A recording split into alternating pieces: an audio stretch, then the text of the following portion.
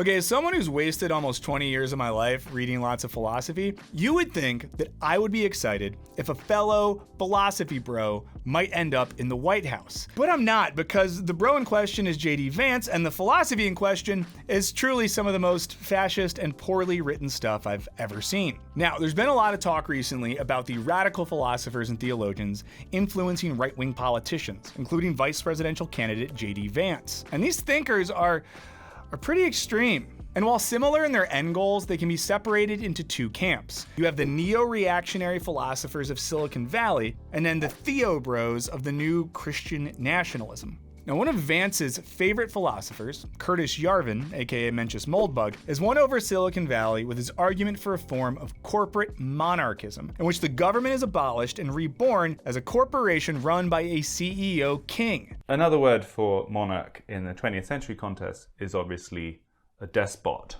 or a dictator. Or a CEO. And if you know one thing about this channel, it's that we love CEOs. If they're watching our videos. If they're not, we hate them. Yarvin also once wrote about using the poor for biofuel, which he said was a joke, but then went on to say that the poor should be hooked up to VR headsets where they just do a matrix so they don't bother us. And then he critiqued Norwegian far-right terrorist Anders Breivik's act of mass murder, not for the senseless violence, but because it wasn't an effective strategy for taking down Norway's communist government. Meanwhile, the right-wing theologians are arguing for a political future where the church subsumes the state, men get to vote on behalf of their wives, and heretics can be punished by death. Burn the heretic! Kill the mutant!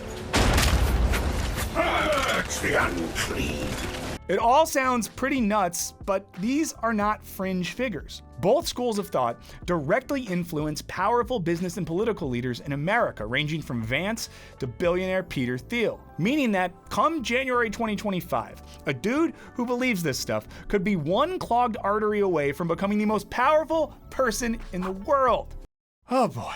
Now, because this prospect is so terrifying, I wanted to figure out what these people actually believe, and then given the opportunity, how they change our society. And friends and lovers, what I learned is not good.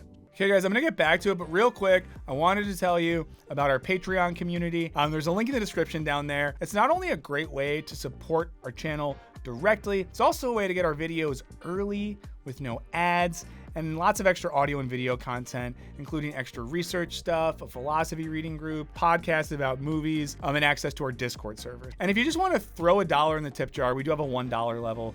If you just want to give us $1 every month to say thanks for the work we're doing. But now we're gonna get back to talking about some real smart guys. So let's start with the group that's been affectionately called the Theo Bros. One of the hottest trends amongst millennial white men is a form of Christian theology arguing that the church should have political power. I'm more into the type of millennial white men that I'm friends with who just all got really into the Grateful Dead in our 30s. Much more productive than getting really into Christian nationalism. Now, some of these Theo Bros promote a type of post-liberal Catholicism. I don't want to violently overthrow the government. I want something far more revolutionary than that.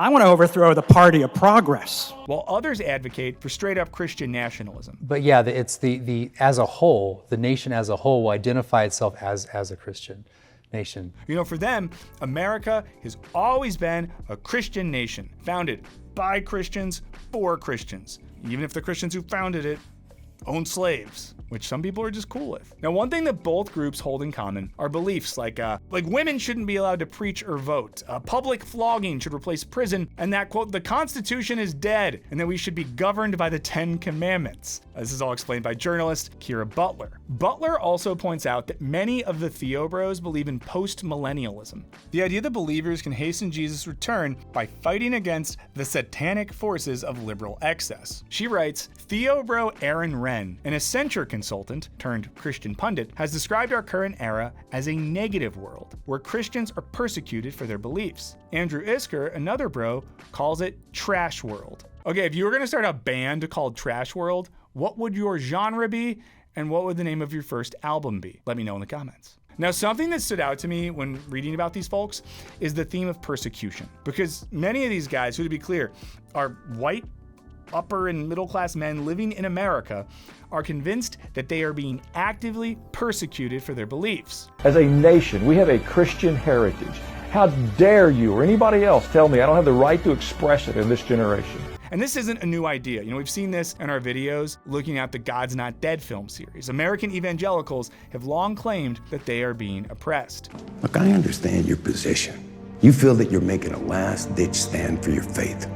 And you've chosen this as a hill that you're willing to die on. Our whole faith started because one man chose a hill he was willing to die on. Also, let me know if you want me to cover God's Not Dead 5. I'm gonna do it anyways, but let me know. Now, Butler quotes the movement's godfather, Pastor Doug Wilson, as saying that it used to be that the sexually troubled had to keep their kinks hidden away in the closet. Now, it is the conservative Christian who needs to keep his virtues hidden in the recesses of the closet. I mean, I'll just say this. In the Bible, some of the virtues are like helping the poor, caring for vulnerable people, turning the other cheek. I don't think you have to hide that stuff. Let those virtues out of the closet, big boy. Now, even though the Bible says that you should love your enemies and pray for those who persecute you, Wilson and his followers seem way more interested in defeating their persecutors and taking back cultural and political power. For Wilson, who is also a YouTuber, this means fighting against liberal culture and pushing others to say the quiet part out loud. Now, this is true. He's pointing in the right direction. He's stumbling in the right direction.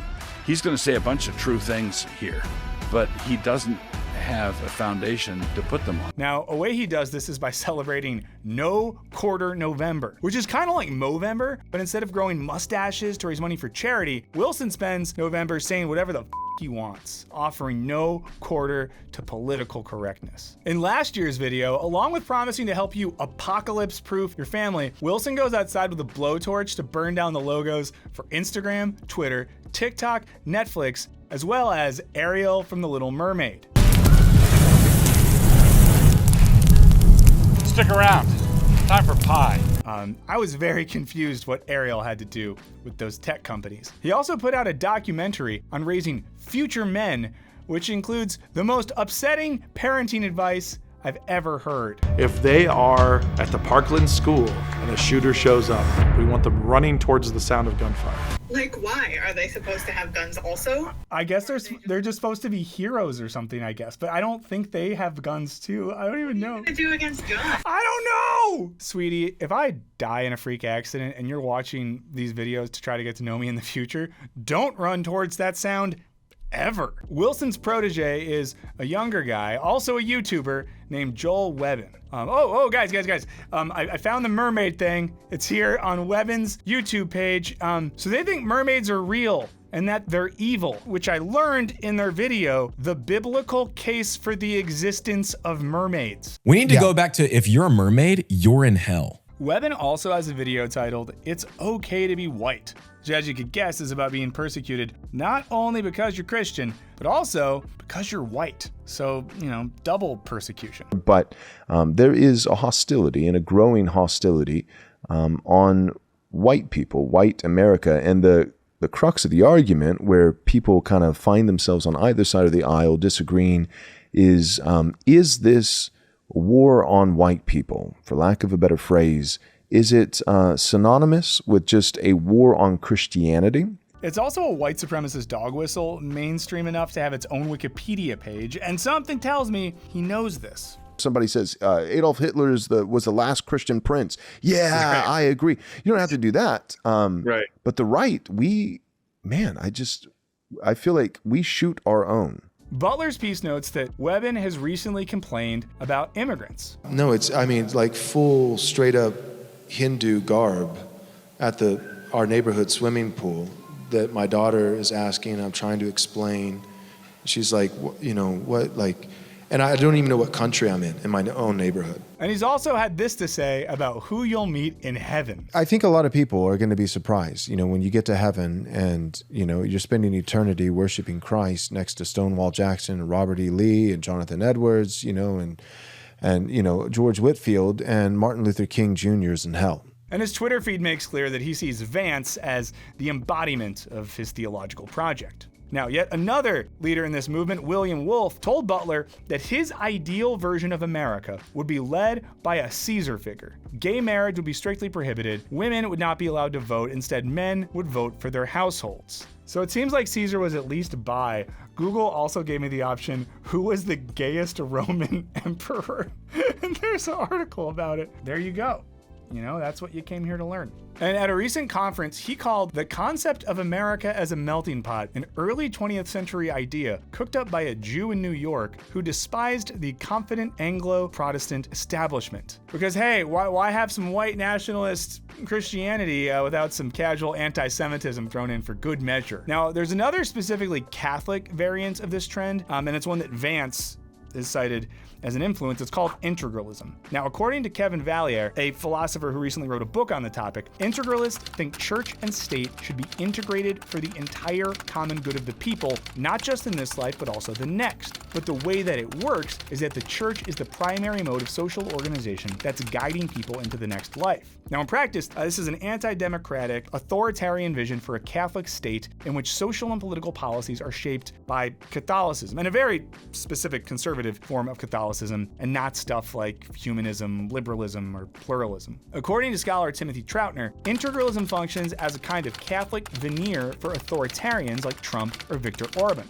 but it could just as easily be invoked to support even more brazen brutality. Now, he quotes a book on integralism written by Father Thomas Crean and Alan Phimister, writing that Jews, atheists, and all non-Catholics will be denied citizenship and voting rights under the Catholic state, and that permanent and even hereditary slavery can be a potentially valid legal relationship in certain circumstances. I know the first part was also nuts, but what the last thing I said is that they said that slavery can be okay in certain circumstances.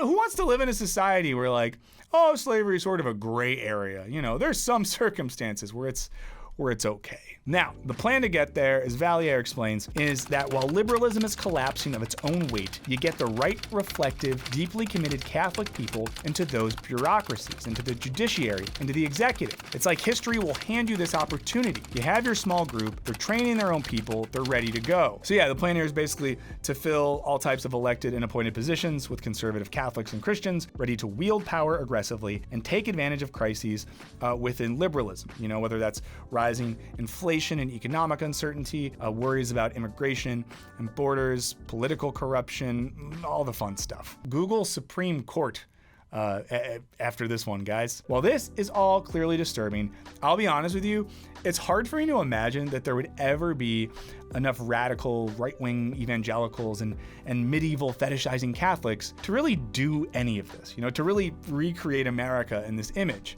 That said, in fairness, you know, it's not impossible that Trump and Vance win the upcoming election, and then the Vance runs again in 2028 as a sort of incumbent and then tries to make some of this a reality. Still not super likely.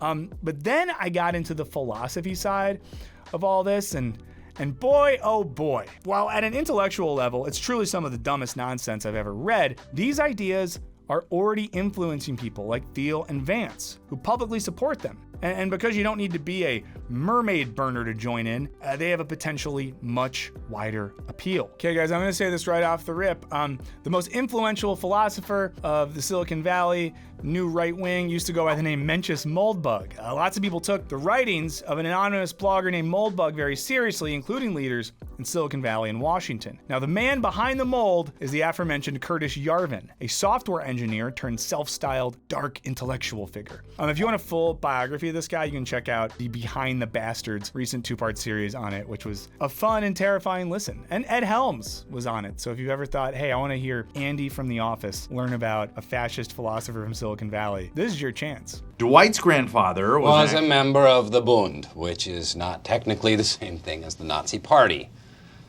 So... I was going to say it was a tax evader. Now, Yarvin has been called the house philosopher for billionaire Silicon Valley guy Peter Thiel and his extended Thielverse, which includes Vance, among others. He's argued that one of the problems with democracy, which he hates, is that the masses suck. It's like a Limp Bizkit lyric. He thinks government should be turned into smaller entities controlled with absolute rule by tech corporations and their CEOs who act as dictators, ruling over these new despotisms, monarchies, and feudalisms. Now, there won't be any voting or democratic processes here, though the dictator CEOs might be appointed by property-owning shareholders. We got into this sort of thing in our recent video about weird billionaire Bitcoin guys building countries. Now, in case this doesn't have you ready to turn in your democracy card and move into one of Yarvin's imagined patchwork cities, he also espouses pseudoscientific racism, in which, quote, white people are congenitally smarter than black and brown people, and that Chinese people may be the smartest of all. Sounds cool, right? Now, trying to summarize the core of his project is difficult, as it's scattered over a series of disjointed, even incoherent blog posts and interviews. And I will say, as someone who's read and graded like thousands of philosophy essays in my day, it's bad writing. It's writing that wouldn't even, cut the mustard in an undergraduate course. It's not mysterious. It's not, you gotta really figure out what he means. It's just poorly written. But the overall gist here seems to be that Yarvin rejects the foundational premises of the Enlightenment. Among other things, that's like a humanist ethic, the universality of reason, democracy as a political project, the aim of a egalitarian society. He also disdains modern systems that he believes perpetuate these ideals. Now, for him, this is journalism plus academia, which he calls the cathedral. And he thinks these are the intellectual institutions at the center of modern society. Now, this worldview is informed by 19th century Scottish writer Thomas Carlyle, a reactionary who hated the democratic masses and wrote that man, little as he may suppose it, is necessitated to obey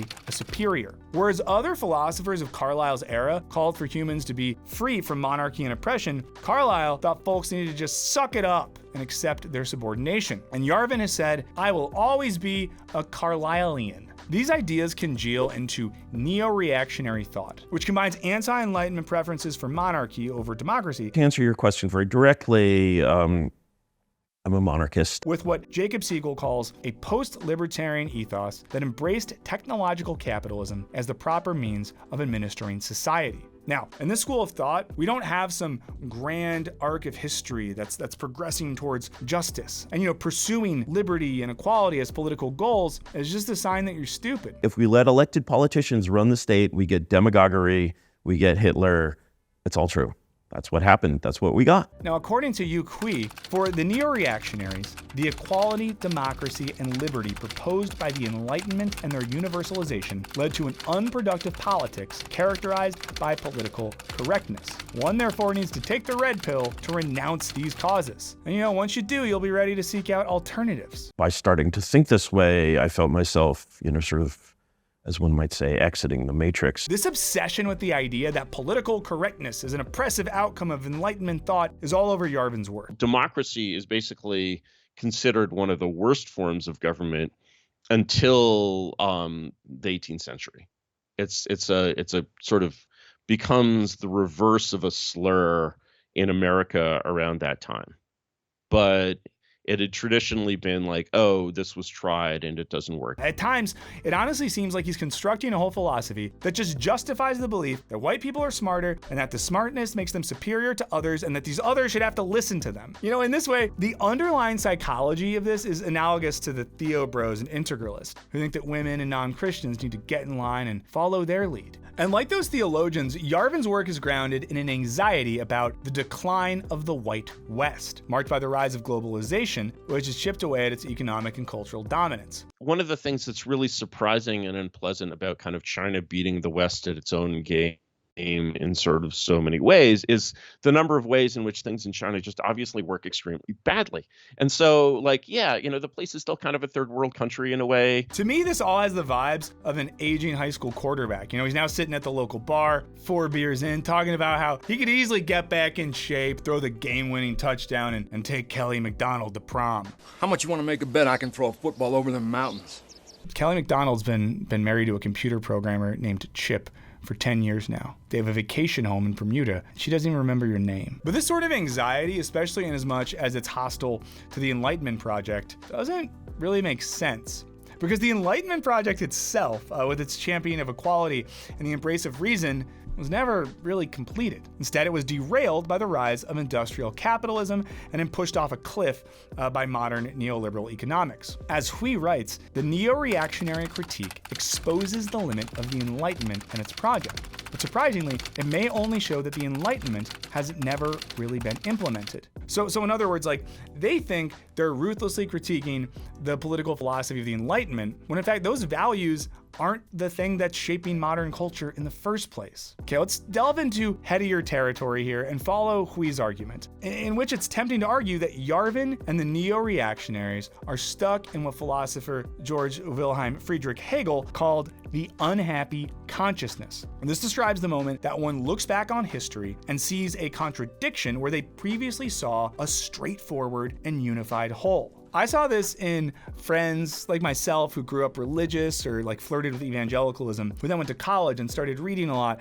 And then you see that elements of the narrative you grew up believing are just inherently contradictory. It can be very confusing. It can be very upsetting for some people, you know? Whoever welcomes one of these little ones in my name might be letting in a murderer or a drug.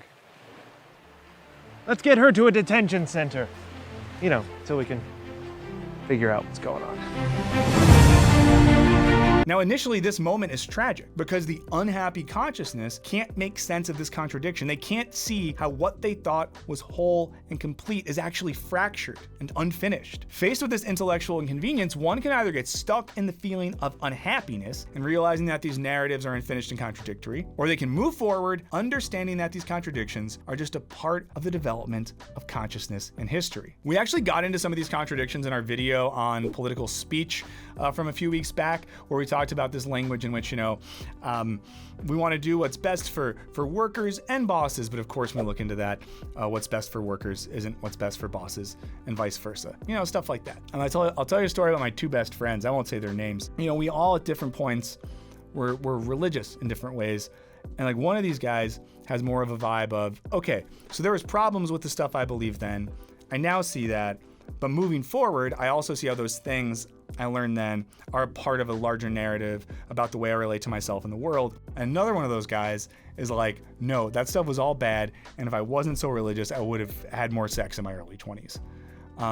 So those are like two ways people deal with the unhappy consciousness. If those friends ever watch this, I love you both.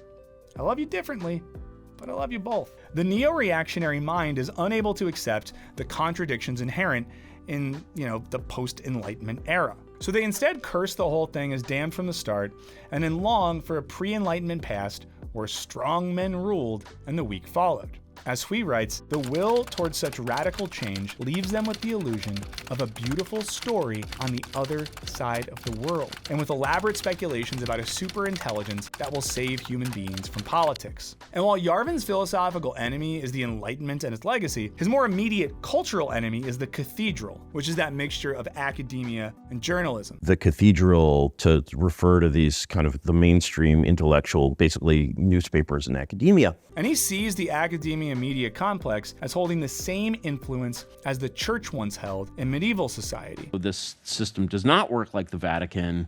It basically works as if it had a pope. And it's as unanimous as if it had a pope. Now here, I really cannot help but see the irony in a self-constructed philosopher, and one who was able to do all his reading and writing initially because he got a 6-figure payout from a tech company, acting as if the modern university is an elite system of influence on society and culture. I'm gonna say more about this later in the video, but from personal experience, teaching philosophy at a contemporary university does not feel like a position of powerful cultural influence. At the rate that humanities programs are being shut down, it seems like financial interests might have a slight edge over this ideological one. As one of Yarvin's critics notes, nowhere on Yarvin's list of things that are controlling the world and setting up a political center is finance. Whereas in reality, finance turns out to do an awful lot. So he's either, missing the point or maybe just afraid to upset the finance guys who fund his lifestyle. So I noticed you don't mention big business in that context, or the tech powers. Why is that not on your list?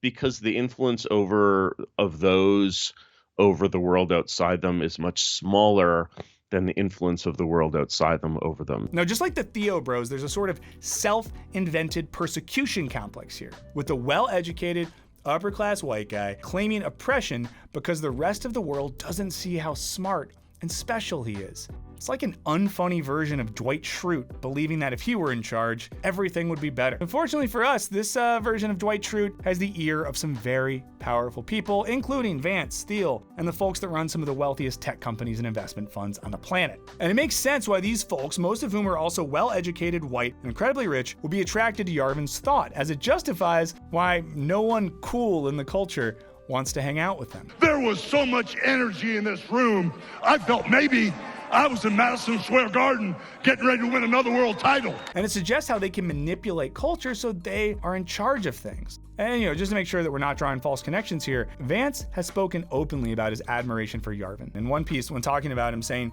so one option is to basically accept that this entire thing is going to fall in on itself. So the task of conservatives right now is to preserve as much as can be preserved, waiting for the inevitable collapse of the current order. Because when the current order falls, Yarvin's acolytes want to be ready to fill the empty space. While Yarvin is motivated by the cold rationality of a world without God, and the Theobros think that God exists and that he hates mermaids and gay cartoons, they share a similar political project supported by a similar group of tech billionaires and vice presidential candidates. But what really fuels both groups is a sort of cultural resentment, grounded in the fact that we no longer live in a world where rich and well-educated white guys are considered more important or intelligent or attractive simply on the basis of being rich and well-educated white guys. Of course, whiteness is still privileged in everything from beauty standards to hiring practices. It's just not as cool as it once was. To put it in simpler terms, these guys are mad that they're not cool and that no one wants to them. Yarvin in particular talks repeatedly about how the cool kids are the enemy. There's two kinds of good parties. One is the kind of party where there are hot girls, and the other is the kind of party where there are no hot girls, but there should be. As political scientist Matt McManus writes, what has made him appealing to so many on the right isn't the quality of his reasoning, but his undeniable ability to express reactionary resentment in a 21st century techno-hipster vocabulary. There's a reason that the alienated young men devouring his early blogs found him so compelling. He offered a provocative and philosophical account of why their lives sucked and everything felt so bad. He helped them feel like they weren't only victims, but that their anger was righteous. Now, Vance is like a sort of synthesis between Yarvin and the Theobros. He argues that the regime has sold a story to these young people that social media and consumer technology is making our lives better, even as wages stagnate and technology feeds an epidemic of depression. And of course, in a very real sense, much of this is true. We absolutely have been sold a narrative in which tech will make our lives easier and social media will make us happier and more connected. But we're at least a couple decades into that narrative, and most of us are not feeling great. I also can't help but note that many of the same folks selling us on the saving power of technology and social media are also the ones funding people like Yarvin and Vance. But it seems that being trapped in a state of unhappy consciousness is keeping these folks from seeing that the underlying culprit of many of the problems they describe isn't the regime, the cathedral, or, women who vote. Rather, it's an economic system that perpetuates wealth inequality while maintaining the ideology that wealth acquisition and rising stock values are what make us happy and give our lives meaning. Rather than investigating these conditions, they continue to point to Enlightenment liberalism and democracy more generally as the root causes of their problems. Now, for Yarvin, this sort of liberalism is bad insomuch as it prioritizes academia and the media as the ultimate arbiters of truth, trumpeting values like human equality that are for Yarvin neither natural nor good. For the Theobros, this system has deprioritized the sovereignty of God and placed base liberal desires over the account of truth offered in their interpretation of the Bible. Again, Vance seems to agree on both counts. So their solutions are ultimately that we need to go back to a world where guys like us could actually be happy, an era where the divine right of kings dominated the will of the people. Now, McManus argues that unlike this sort of reactionary resentment, left-wing resentment is usually directed at the upper classes, with their demands being a freedom from oppression. But that right-wing resentment combines a similar attitude of victimhood with megalomaniacal feelings of personal superiority. It takes the form of insisting that one is part of some natural elite that deserves status and power, but is persecuted by the weak and inferior who dare to demand equal status with the strong. They think they're persecuted by the weak and inferior. Guys, what are we doing? Now, unlike a left-wing desire for justice and freedom, right-wing resentment demands power and status. Choose This fantasy promises a select group of people a world where they'll finally reclaim the power and respect they deserve, in which their superior intelligence will be recognized, and in which women will desire and serve them. As McManus writes, for a certain kind of alienated young person, this may be a satisfying fantasy. It is not a serious politics. And it's worth noting that this fantasy has moved beyond traditionally right-wing spaces, with formerly left-wing podcast Red Scare talking about the ideas of Yarvin and the Integralist with an earnest enthusiasm. And he's literally just like a nerdy and nice and horny Gen X guy. With a gorgeous bob. You know, to Yarvin's delight, it seems like maybe some of the cool kids are actually going to invite him to their lunch table. Is that useful to pass on, or? We can find them. They're on Twitter. Yeah, they're all on Twitter. Yeah. But thank you. No worries. Here to help. But as I hinted at before, it seems these critiques are lacking because they ignore significant aspects of the political and intellectual development of the West that don't jive with their POV. Their position is justified more by rhetoric than it is historical analysis. You know, put differently, these philosophical and theological projects are haunted by the specter of capital, as neither school of thought really engages with capitalism or dominant critiques of capitalism, you know, like Marxism, which would seem to be an easy target for both positions. Now, to be clear, this isn't me saying, if only these guys did some Marxism, they'd see how wrong they truly are. On the contrary, I think if they did engage with a critique of capitalism, Marx-inspired or otherwise, they'd be able to better articulate their grievances. Take Yarvin's critique that the cathedral perpetuates the political and cultural problems of the West. You know, he acts as if the corporate media and investment-funded universities exist in some vacuum, disconnected from a larger economic and social system. In doing so, he misses that the media isn't ultimately concerned with an ideological project, rather, they're concerned with making money via advertising and views.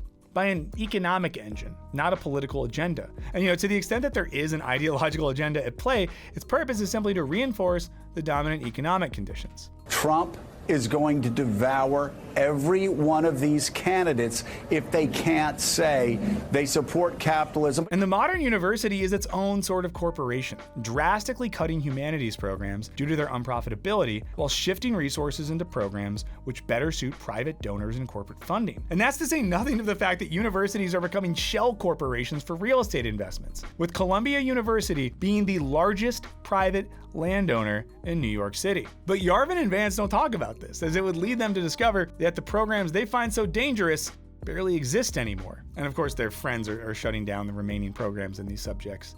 Thanks, guys. But by only analyzing cultural effects and not underlying economic causes, they miss out on offering a more rigorous analysis of why their followers might feel so aggrieved in the first place. The Theobros and Integralists are guilty of the same thing, as their critiques of culture and politics assume that power structures are primarily undergirded by moral principles. You know, this is a fantasy that fades as soon as we look a little deeper. You know, take for example, someone like Joe Manchin, forcing the Democratic Party to offer concessions to the oil and gas industries in their climate bill. You know, it's not hard to make the connection between these policies and the fact that he's the top recipient of donations from those industries. Similarly, the rising influence of evangelicalism in electoral politics seems to have more to do with appeasing donors and appealing to voters than it does with any moral conviction. You know, like, remember when they asked Trump what his favorite Bible verse was? I'm wondering what one or two of your most favorite Bible verses are, well, and why. I wouldn't want to get into it because to me that's very personal. You know, when I talk about the Bible, it's very personal, so I don't want to get into verses. I don't want to get into.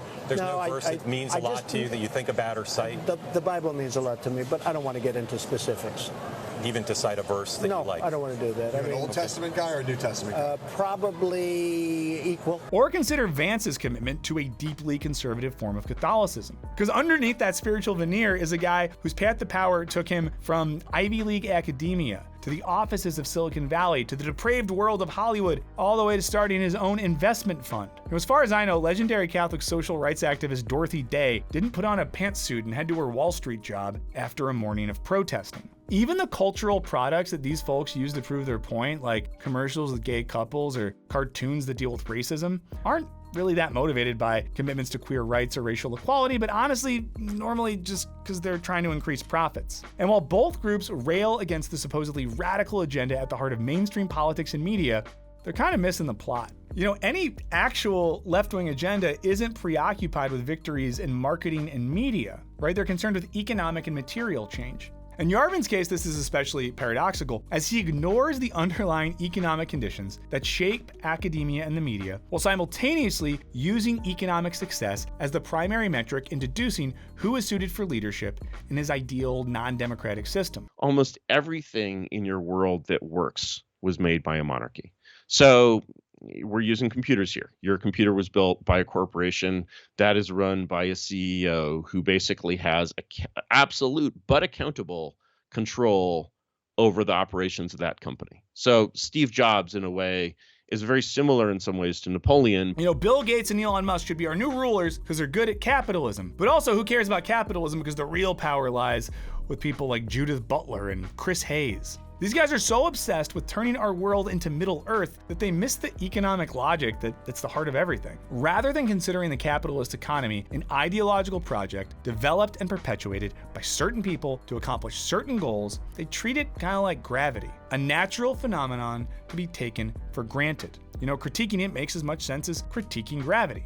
And this lack of analysis situates our culture as if it's just some dark and mysterious force existing atop a stable background. Now, whether they're blinded by unhappy consciousness, resentment, or just good old-fashioned self-delusion, Yarvin and the Theobros are constructing a radical worldview without considering the dominant system that shaped the last few hundred years of human history.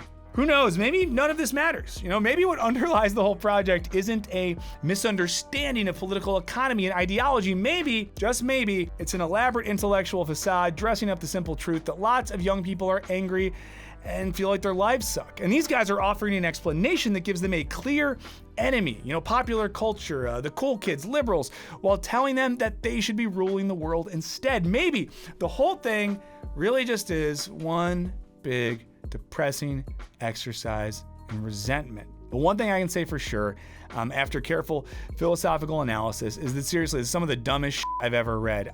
Honestly, I feel like I need to rent a cabin and just read Hegel and Plato for a weekend to gain back the brain cells I lost. But hey, what do you guys think? We want to know, so tell us in the comments. Huge shout out to all of our patrons. If you feel like supporting the channel, we have a Patreon. There's a link in the description. You know, we have plans ranging from $1 to way more. When you sign up, you get videos early with no ads, extra audio and video content, and it really helps us out a lot.